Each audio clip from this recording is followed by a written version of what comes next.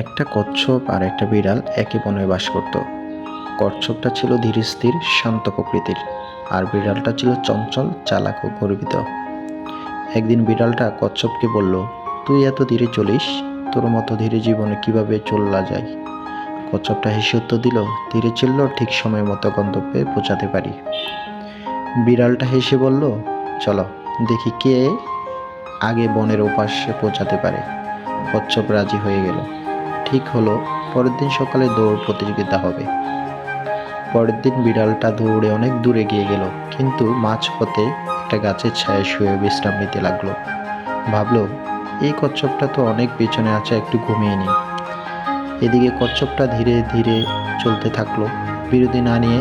অনেক সময় পরে বিড়ালটা ঘুম থেকে উঠে দেখে কচ্ছপটা তাকে পার হয়ে গিয়েছে। বিড়ালটা ছুটে গেল, কিন্তু ততক্ষণে কচ্ছপটা পৌঁছে গেল বনের অন্য পাশে। শেষে বিড়ালটা লজ্জা পেয়ে কচ্ছপের কাছে এসে বলল, তুই জিতে গেছিস, আমি ভুল করেছিলাম। আত্মবিশ্বাসের সাথে ধৈর্য আর নিয়মিত চেষ্টা করাও দরকার। কচ্ছপটা হাসলো আর বলল, ধৈর্য আর একটানা চেষ্টা করলেই